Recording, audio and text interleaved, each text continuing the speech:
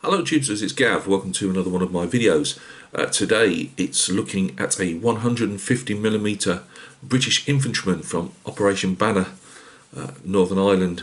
The way his uniform is, obviously, you know, late 80s, 90s, into I suppose the early 2000s. Op Banner finished in 2007 and started in 1969, so there was a big sweep of uniform changes over the years. I've had it a while. The reason that's brought it to mind to actually put a video up about it is I got contacted by a marra that I used to serve with. He'd seen the Op Banner video, complete with snotty nose and blarting my eyes out. Nothing changes. And I just thought, you know what, it's time to do it. You know, I've been buying the odd Op Banner figure over the. They're hard to come by because a lot of them, like this is Mitch's military models. We're going to take a look at, and they do a small selection of Op Banner stuff and Iraq and Afghanistan stuff when it's in, obviously, production. They'll do a run and then they'll take them out and they'll appear again some other time, or fresh ones will. My only not problem with it was that there wasn't anything for the time period that I was in the mid-90s and early mid-90s, whatever you want to call it. And so I've got a couple of pieces, like a bust and that, from the 1970s to early 80s with the SLRs and that, but nothing from the time period I was in. And it's not so much for me, it's more for the, you know, the regiment, one Stafford that I was with, and part of is, and the lads of one Stafford, and obviously particularly like C Company. So I just fancied doing it. Talking to Smudge, we had a long conversation last night, and you know, it was really good of him to reach out, knowing I'm in bit of distress with the head problems, and you know, there's a lot of guys have helped me out on here. You know, he was talking through stuff with me, so this is I think it was appropriate to add this to the to-do pile. So if I can get this right, there's a couple of things when I looked at it. There's a couple of things I went, I'm not. Again, because of my PTSD and that, my memory goes in and out all the time, and trying to remember stuff, I was going to have to start looking on some photographs and videos and stuff, and on YouTube. I don't have many. I mean, we weren't going around like clicking all the time photographs of ourselves, so I don't know. I've got a few of us not on the streets type of stuff, because you weren't going around clicking photographs. So I'll have to look on some of the vids and stuff online, and some of the still photographs that people have put up, like multiples before they went out and stuff, because there was a couple of bits here that I don't really recognise in what we wore, but it's as close as I'm going to get to how we were in Ballykinler. So yeah, I just fancied doing it. I say, brought back a lot of happy memories, strange enough. Yeah. So anyway, before we start getting on looking blarting again, you know, it happens with me all the time. It's part of the PTSD. You go up, down, up, down, up, down, from really angry to bloody blarting your eyes out at the stupidest things. But yeah, dedicated to everyone on Op Banner, but particularly one Stafford and C Company 7, 8 and 9. So let's go and take a look. Right guys, thanks for joining me at the bench, and this is our figure. I should have, again, I never do it, I should have put the big overhead tripod up, but never mind. So Mitch's military models, they're always affordable figures. I should have bought, I was going to get something at Telford off them, but in the end I thought, no, I've got way too many figures, and I'd even fancied buying another one, even though I'd got a few issues. And it's not, I'm not trying to skim over stuff, I'm just, not my issues, but with this, there was a couple of things I didn't particularly see in us at the time, but somebody's done this off, obviously taken reference photographs, so I'm not knocking it. There was probably somebody that this is based on in it looking exactly like this, but yeah. It's resin, it's 150mm. That's about it. I think if you can pick these up at the moment for about 36 quid. They were 40, I know I paid about 40 for mine at the time. It was a few months ago. Right, this is a figure, obviously pre-clean up. Got some casting plugs at the base. Bit of flash there, but nothing, you know, quick scalpel won't take care of. Pockets. I mean, this all looks like the ripstop stuff, or at least just the wind, you know, like the wind, what they call it. You know, for the. We were still in the old DPM. I wore this stuff in the Falklands before I went to One Stafford when I was on an S-type, but. Whether this is slightly later and it's the ripstop stuff, I've got no idea. But I'll probably paint it as the DPM, just the standard DPM stuff for the cold weather, you know, with the hood on and everything. Chest rig. As you can see here, this is going to be covered up by arms, so get away with not having any flaps there. I was wondering whether to, I don't know, maybe put up a sifter or something on the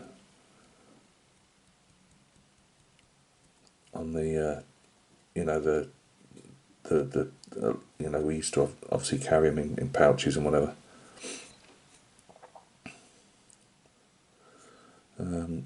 But yeah, nice. I can't particularly see any holes, air bubbles, pinholes, whatever.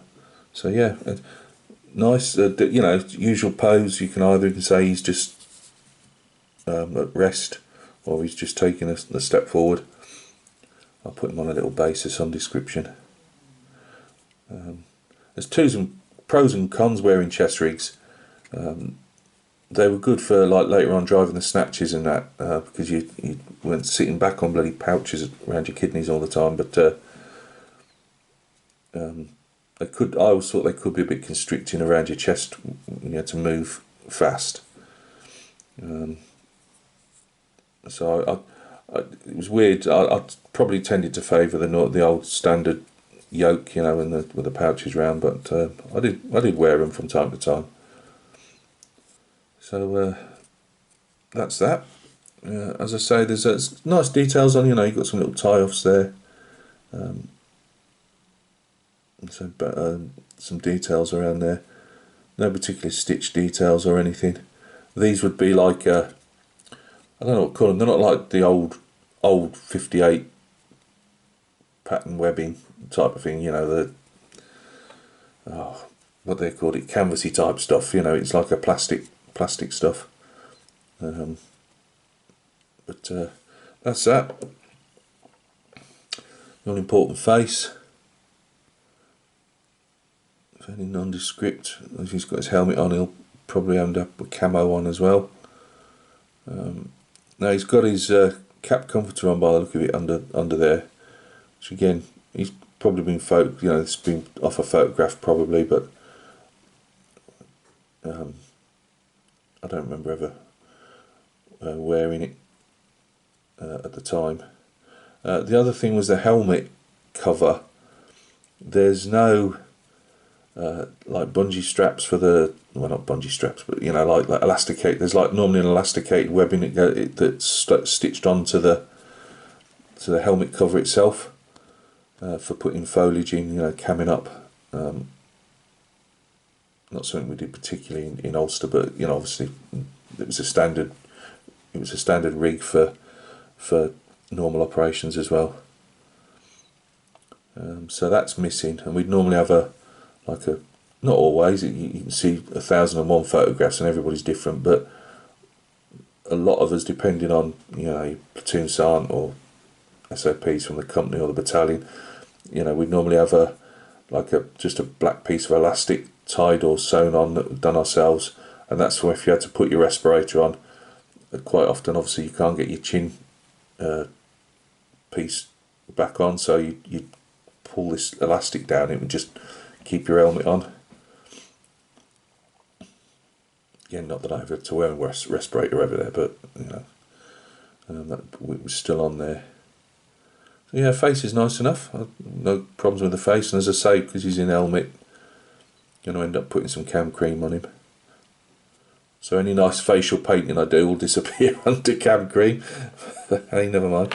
The arms, they look a bit ropey, but they're not. It's only obviously where they go into the body. Let's just see. I've probably got the wrong bloody arm here, but let's have a look.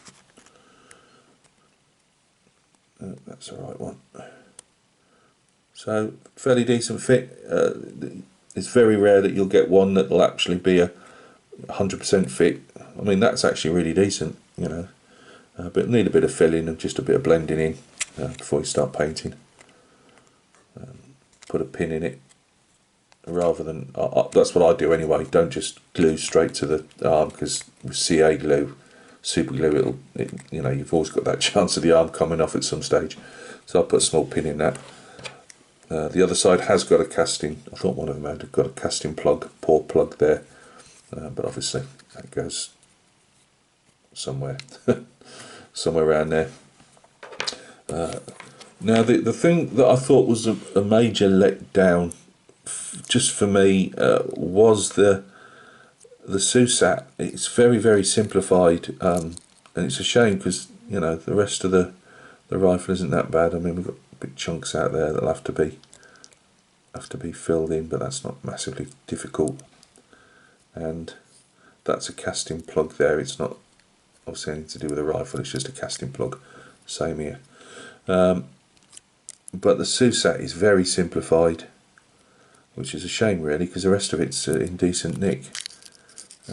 We've just got a sawn off blank end here, where there'd obviously be this is rubber at this end, with obviously the glass bit that you look through, and the front, obviously there's no glass in there either. This would normally be this angled piece here goes over as like a protective cover of the lens, so you've got a lens at the back. Lens was a word I was trying to scrabble for in my knackered brain. And also there's a little sight unit at the back here, which again, memory goes in and out. I believe was it firing the claw, light armour, anti-tank, whatever, like we'll call it a rocket, but I don't know, we shoved it. It was like a rifle grenade, more or less, that you put in the barrel, fired a round up, and had a kick like a mule. But yeah, there's like a little sighting unit at the back there, and there's another like a bayonet sight on the top. Or the sight there was just in case that got so damaged it couldn't be used. I can't remember, but I swore it was for sighting stuff like grenades. I might be wrong. So yeah, that's a bit of a shame. I would have hoped that they'd have done just a bit more on that. You can't expect everything. The adjusting bits on the front and back and all the rest of it, but I've just thought that could have been done a bit better. But as they say, it is what it is, so we work with it. But I'm probably going to convert that if I can. That doesn't sit right with me. It's too simplified. But I'm not sure if I'm good enough to convert it. But I'm going to give it a go. But I'd say the rest, very nice, very nice. So a bit of that'll need a bit of filling there, but it's a resin cast, and there's always going to be the odd little blemish of some description, or majority of the time. Again, just some the flash there and around here. Got his NI gloves on, which I just padded for, just helps like when you're constantly leaning against walls and stuff. So that's it. As I say, apart from I've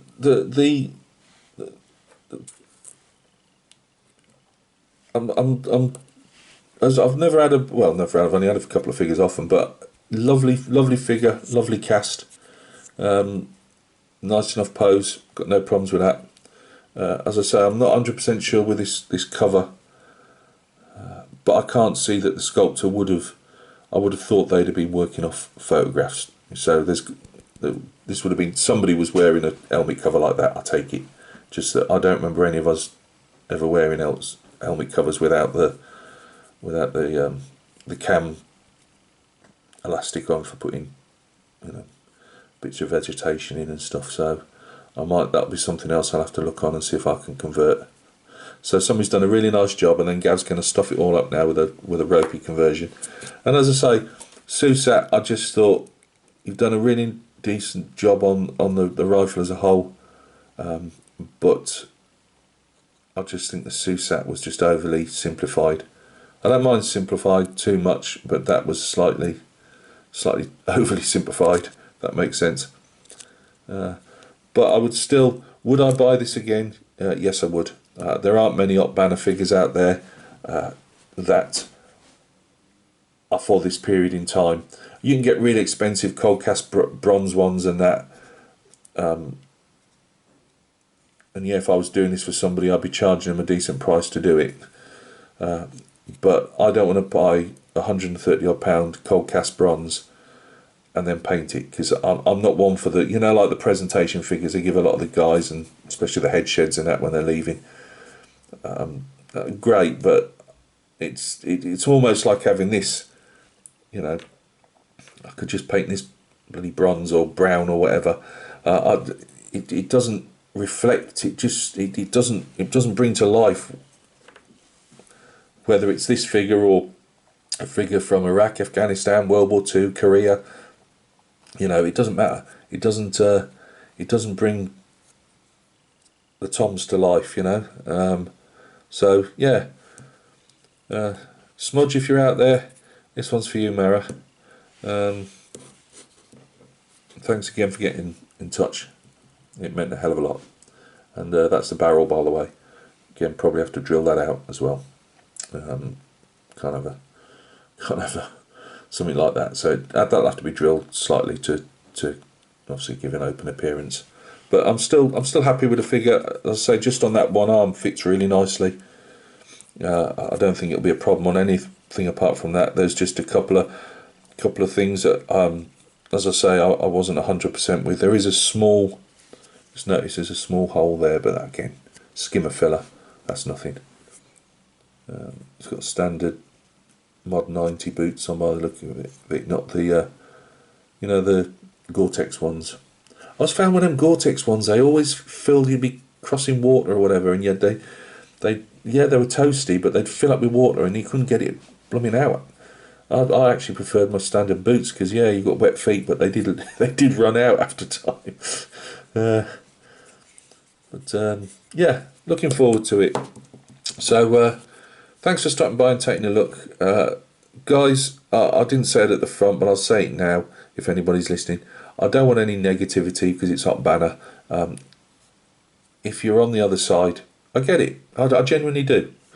I don't agree with it. She wouldn't agree with mine, but I get it. I just don't come here with any negative stuff, because you just get blown out the airlock. It's not. This is. I do stuff like this as a tribute to. I always do. A lot of my figures are, but obviously this is close to me art. I was there, and it's a tribute to the blokes I was with. It meant a lot to be with them. So yeah, if I do this one decently, I might do a few more. I would like to see some more Op Banner figures from Mitch's models, because they do a lot of, I mean, go over, it's not just all this stuff, they do the films, you know, all the, like, Platoon and all that type of stuff, Top Gun, they do all that stuff. They do Napoleonics, they do some lovely Napoleonic figures. I've just seen a bust and I thought, no, don't go getting that one. But as I say, modern military figures are also, you know, close to my heart. So I hope they do some more up banner stuff, because it's not represented enough, and it was a big chunk of a lot of us that served, you know, spent over, say, 69 to 2007. There was a lot of lads and lasses doing their bit. Yeah. Anyway, I'm rambling. I always ramble. That's what I do. So hopefully we'll see this coming to life over the coming weeks, months, whenever. You know what I'm like. It'll get halfway, then it'll get put down, then it'll be a bit more. But it'll get done, and we'll put her on a nice. Oh, you do get. Sorry, I've just noticed on the thing. Oh, good. Now I can't get the box open. It's typical. You get this bit, if you're going to use it. You get this bit of paving that you can mount him on top of a plinth.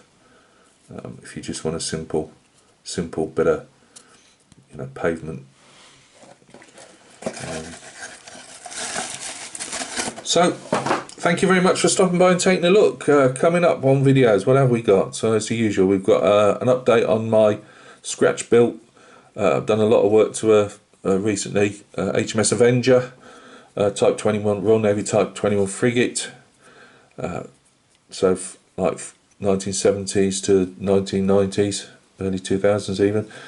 We've got let's get the little fellas on display. We've got 18mm Prussian 1806 for my own collection.